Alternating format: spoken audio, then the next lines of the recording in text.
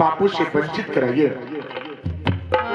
इधर कथा प्रारंभ हो गई। सुखदेव जी का आगमन दरबार में होता है। 7 दिन का कथा प्रारंभ किया गया।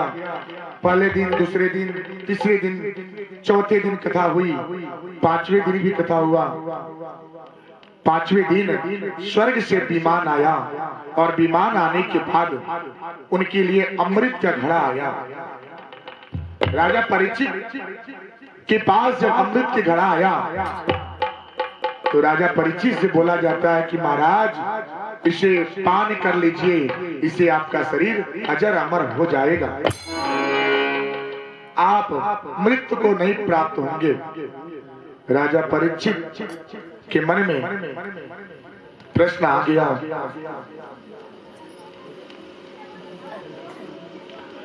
वो जाकर के बोले क्या अगर मैं पान कर लूं तो अपने गुरु जी की बातों का, उनके मर्यादा का उल्लंघन होगा। मैं पहले सर्वप्रथम महाराज जी से पूछेंगे कि ये बताइए अमृत का पान करना अच्छा है कि श्रीमद् भागवत कथा का रसपान करना अच्छा है। महाराज जी सुबह सुबह का समय था, उन्होंने बोला, प्रश्न जाके परीक्षित ने कर दिए। महाराज जी ने बोला क्या कि हे राजन, अगर अमृत पान करेंगे तो आप अजर अमर हो जाएंगे, लेकिन पापों से मुक्ति नहीं मिलेगी। आपको पापों से मुक्ति चाहिए तो श्रीमद् भागवत कथा का रसपान करना होगा। अब समय हो रही है दर्शन करने की, समय हो रही है दर्शन करने की, हो रही है दर्शन करने की, समय हो रही है दर्शन करने की। माता का दर्शन सब लोग करें, चरणों में अर्पण सब लोग करें। माता का दर्शन सब लोग करें, चरणों में दर्शन सब लोग करें। कहीं ना ठिकाना, कहीं ना बसेरा, कहीं ना ठिकाना, कहीं ना बसेरा। बैठे जी बैठे बोलेंगे पानी,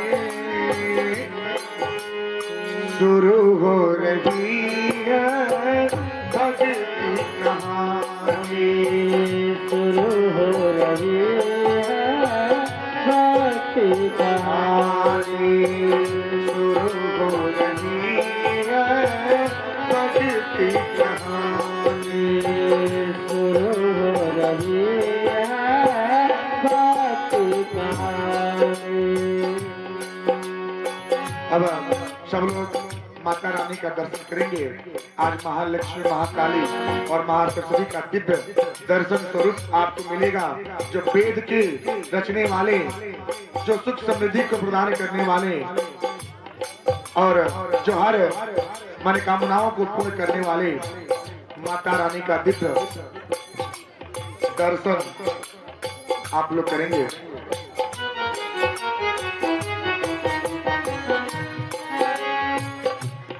आइए मिल के करें देवी खोल के झूठी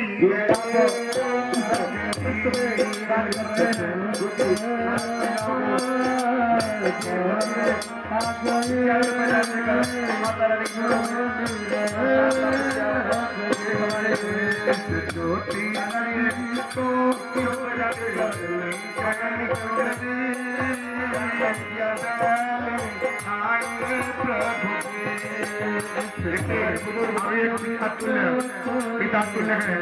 इन्होंने इस ट्रस्ट के नाम से आ करके अपने आवाज सुनी और 101 रुपया इन्होंने दान किया है। इनके नाम से सुंदर थाली सब लोग दे दें। माता रानी पर हमेशा कृपा बनाए रखें।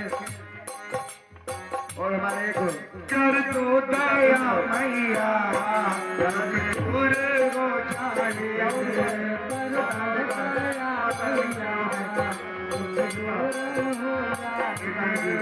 कर दो दुख दूर मैया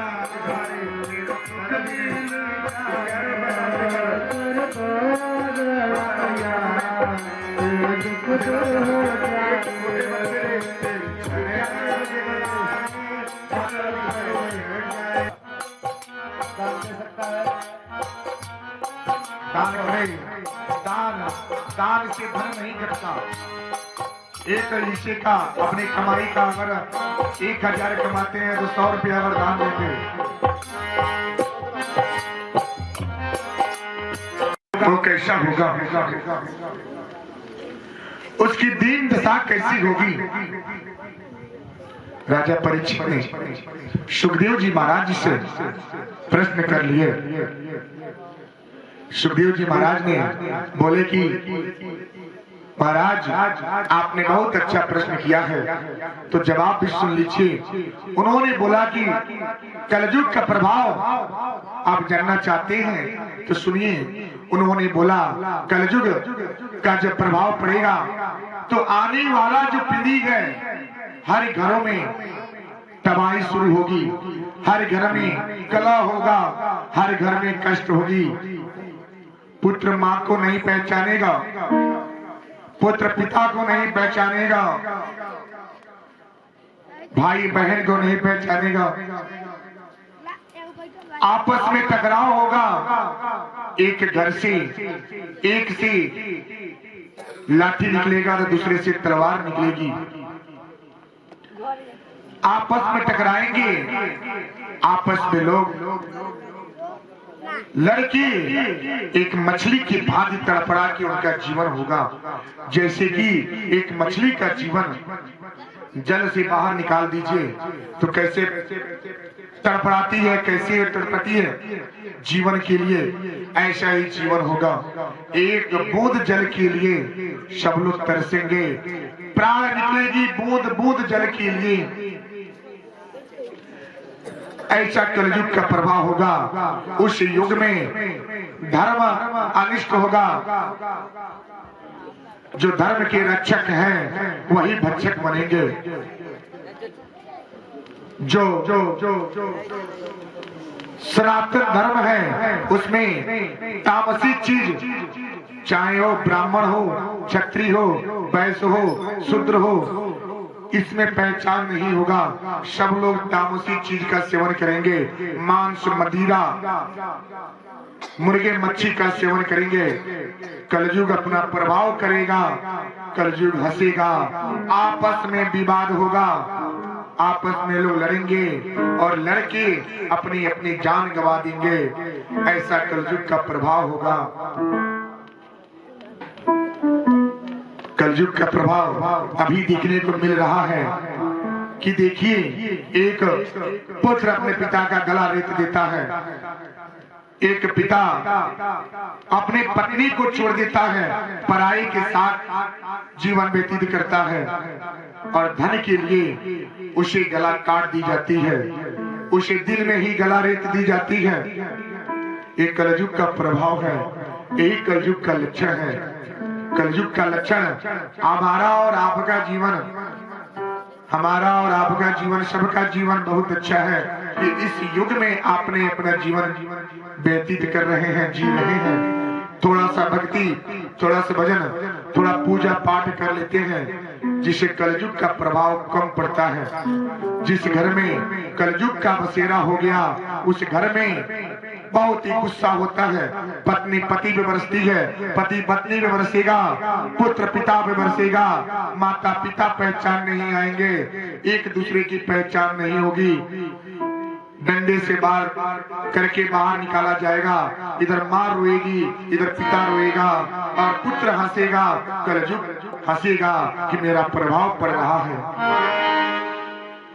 उस कलयुग के प्रभाव से पूरा सृष्टि तबाही मचेगी, चारों तरफ हाहाकार मचेगा। चलते हुए रोड पे, चलते हुए जगहों पे गलारेती आएगी। ऐसा कलयुग का प्रभाव पड़ेगा आने वाले समय में। राजा परीक्षित ने सुखदेव जी से प्रश्न कर लिए। उन्होंने बोला, महाराज आपने तो जवाब दिए, लेकिन ये बताइए कलयुग का अंत कैसे होगा। उन्होंने बोला, जिस घर पे भक्ति होगी, जिस घर पे कपूर बत्ती धूप जलेगा, भगवान का नाम का चर्चा होगा, उनका भजन होगी, उनका भाव होगा, जिस नगर में भागवत होगा, जिस नगर में जप तप होगा, उस घर में कलयुग का बसेरा नहीं होगा। पिजड़े के रहने वाले मेरी बात के सुन लो, आएगा कल जुग बारी, हो जाएगा सब नष्ट। आएगा कल जुग बारी, हो जाएगा सब नष्ट। अभी देखिए कलयुग, एक आदमी 2 शादियां 3 शादियां करते हैं। एक व्यक्ति से, एक पत्नी से, एक पति से अगर जीवन निर्वाह नहीं होगा तो दूसरे से नहीं होगा, तीसरे से नहीं होगा। जो बंधन के रिश्ते में बंधे हैं उसी से उसका जीवन व्यतीत होता है। मेरी माँ, राजा परीक्षित ने प्रश्न किए, जवाब मिला क्या? जिस घर में अगर जप तप पूजा पाठ होगा, जिस घर में नियमों का पालन होगा, ये सावधानी घटी, दुर्घटना घटी। यातायात के जो नियम का पालन करता है वो घटना नहीं घटता। उसी तरह आप सनातन धर्म के नियमों का अगर पालन कर लें, ज्यादा नहीं, अगर 10 नियम है उसमें से 7 नियम अगर पालन कर लें तो आपके ऊपर कलयुग कभी प्रभाव नहीं डालेगा।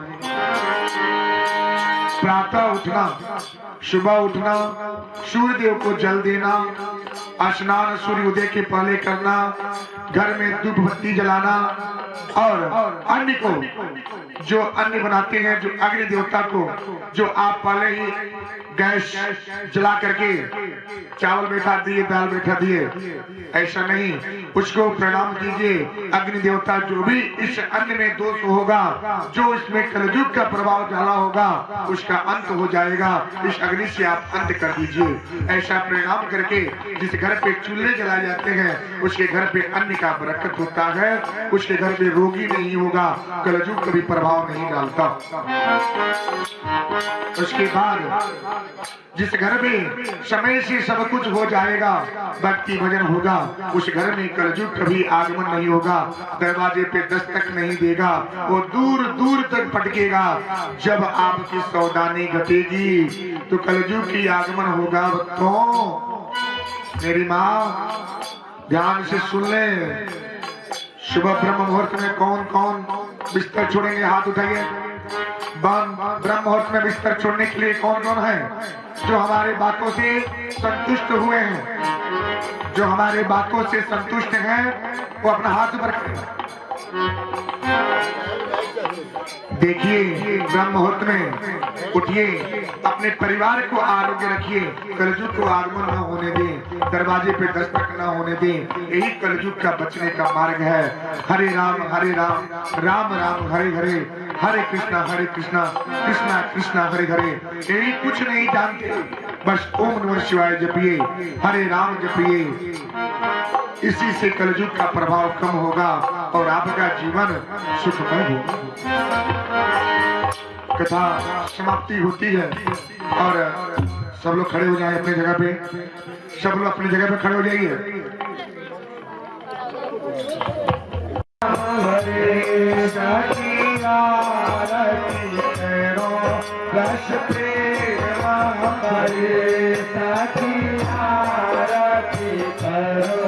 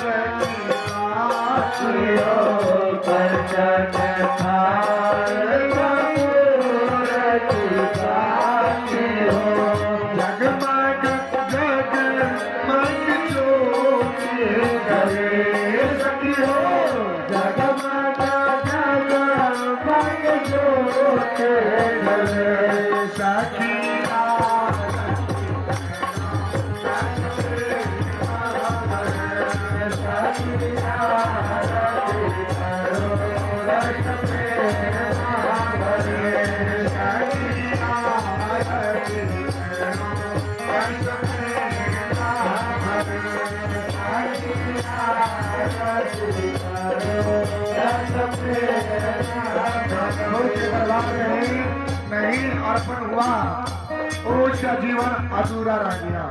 बोला जाता है कि जो आकर के प्रभु के दरबार में अपना सब कुछ उनके कृत हो जाए, अपना जो है तन मन अर्पित करते हैं, उसके 7 जन्मों की पाप होती है। सोने की थाली कपूर की थाली हो, सोने की थाली कपूर की थाली हो, सोने की थाली कपूर की थाली हो, सोने की थाली कपूर की थाली हो, जगमग जगमग ज्योति जले सखी हो, जगमग जगमग ज्योति जले सखी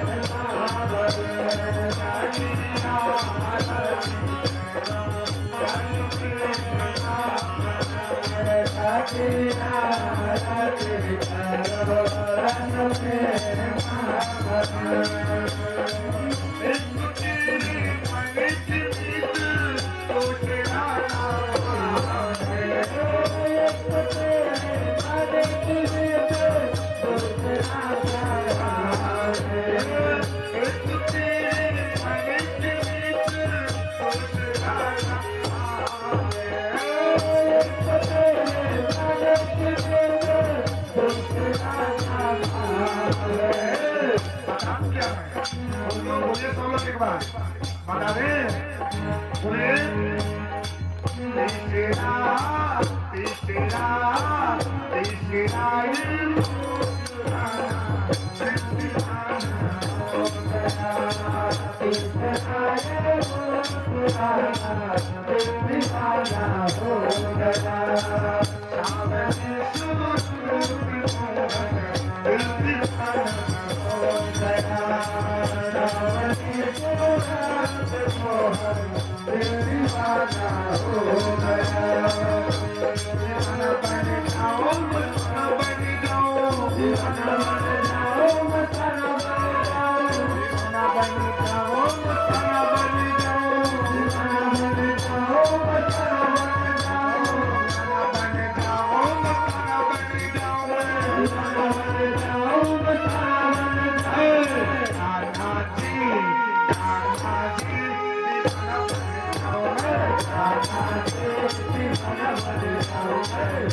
तीसरा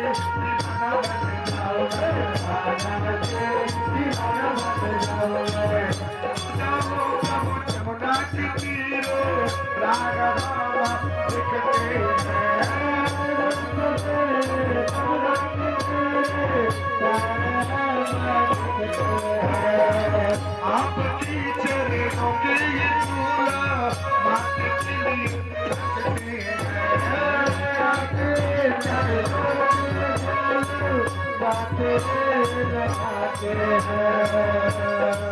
तीसरा तीसरा तीसरा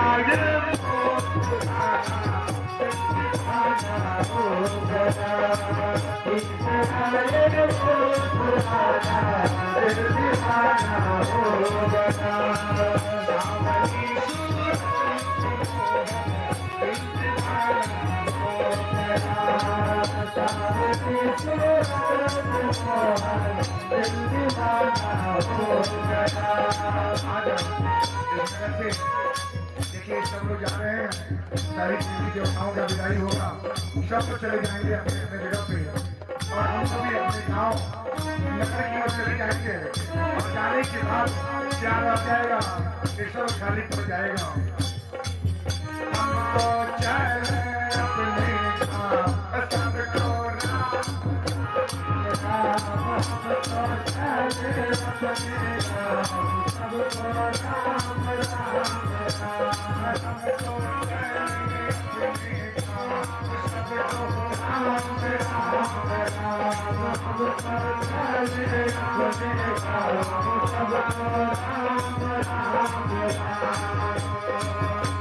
दीवाना बन जाओ, मस्ताना बन जाओ, दीवाना बन जाओ, मस्ताना बन जाओ, दीवाना बन जाओ, मस्ताना बन जाओ, दीवाना बन जाओ, मस्ताना बन जाओ।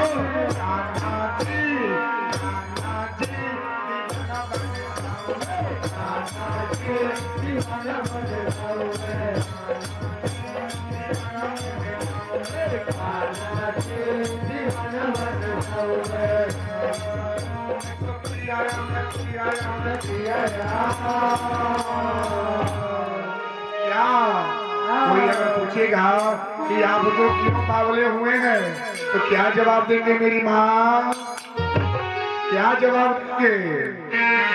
मैं तो कृष्ण का लाल आया, कृष्ण का लाल आया, कृष्ण का लाल आया, कृष्ण का लाल आया। बल्ले बल्ले कृष्ण बल्ले बल्ले, बल्ले कृष्ण बल्ले बल्ले, बल्ले बल्ले कृष्ण बल्ले बल्ले, बल्ले बल्ले कृष्ण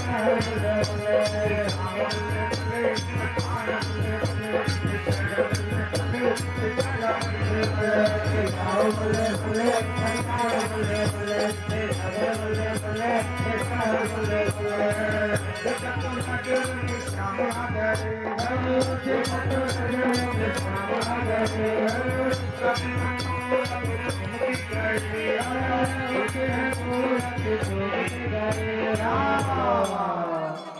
लग श्याम से प्रीत, लग श्याम से प्रीत, लग श्याम से प्रीत, लग श्याम से प्रीत, श्याम से प्रीत, लग श्याम से प्रीत, लग श्याम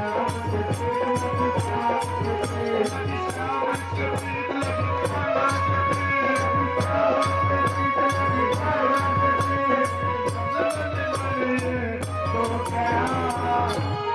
सावली सूरत मोहन दिल दीवाना हो गया, सावली सूरत मोहन दिल दीवाना हो गया, सावली सूरत मोहन दिल दीवाना हो गया, सावली सूरत मोहन दिल दीवाना हो गया।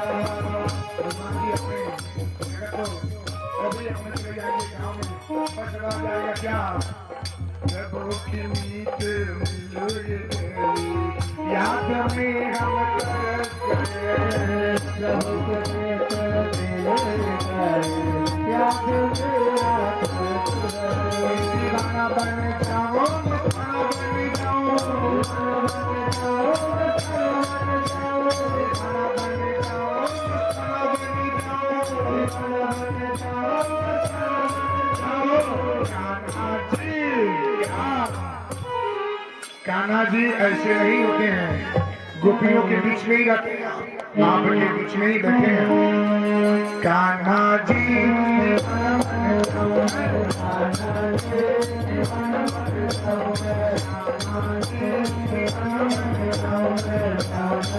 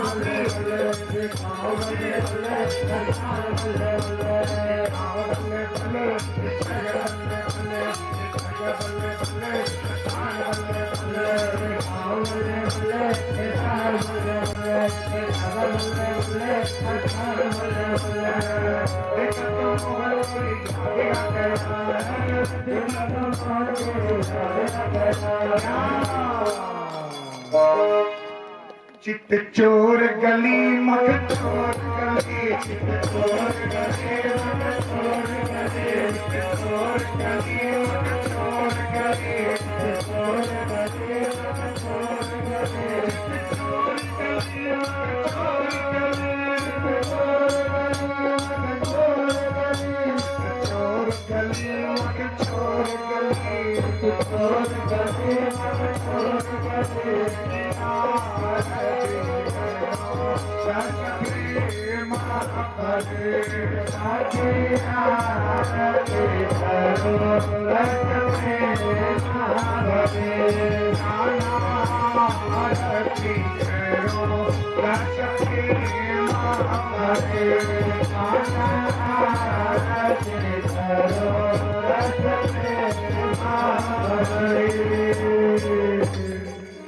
बोलिए आनंद भगवान,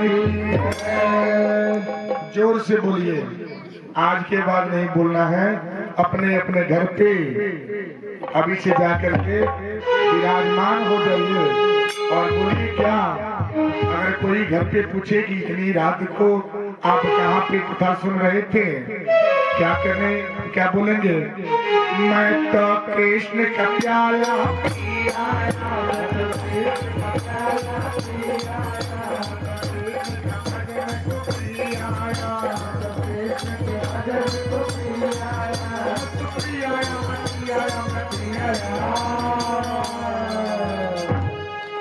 मैं तो कृष्ण के प्याला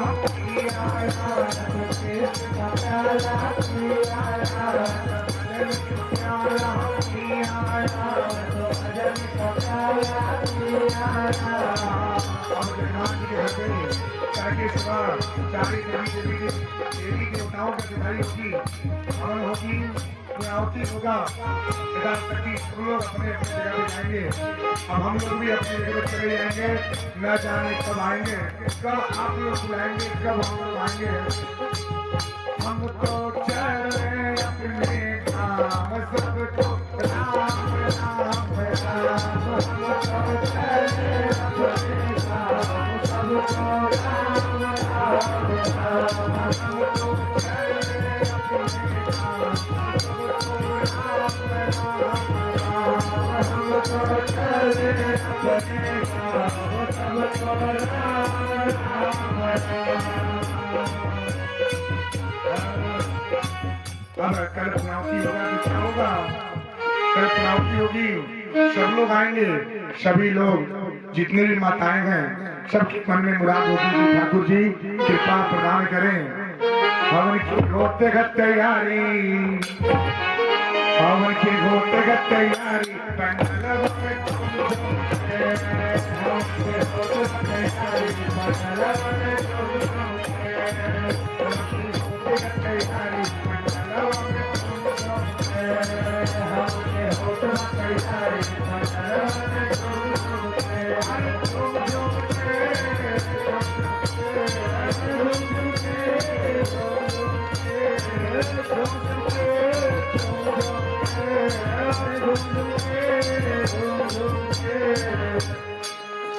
ऐसा नहीं होगा, होगा तो प्रभु के भजन में। हवन के होते का तैयारी, हवन के होते का तैयारी,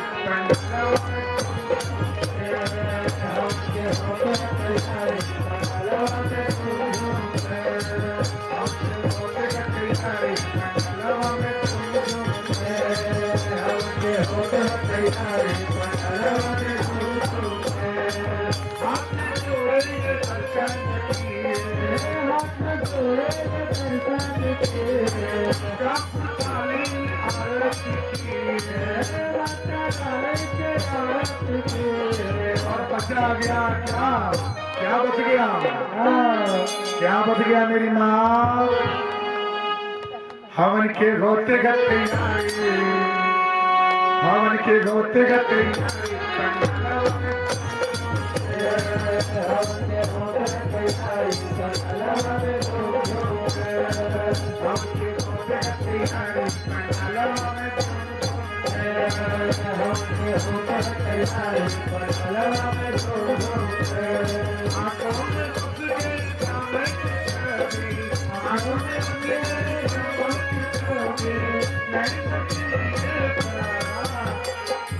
चल गए प्रभु चले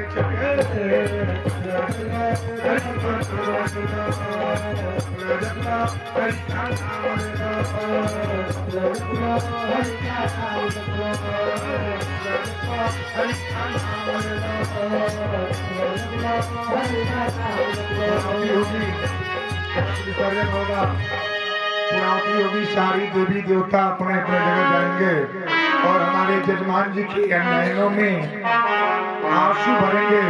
और हम भी माया लगा परिवार से इतने दिनों आपके नगर में रहे हैं, माया तो लगना ही है। अब न जाने कब इतने प्रेम मिलेंगे और इतने भक्त मिलेंगे। अब न जाने कब राम जी यहाँ पे लेके आएंगे, कब घनश्याम जी लेके आएंगे।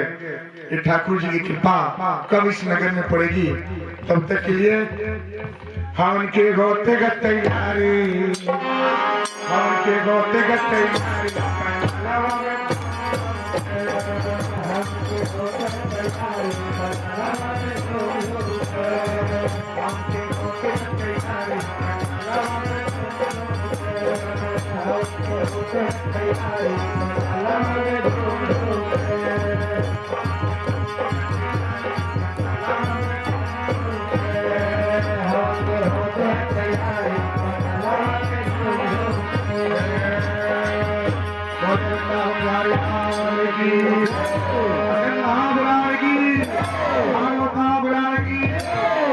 श्री लक्ष्मी नारायण भगवान की, राम महेश भगवान की, रामचंद्र जी की, भगवान की, बोलिए श्री जय श्री राम।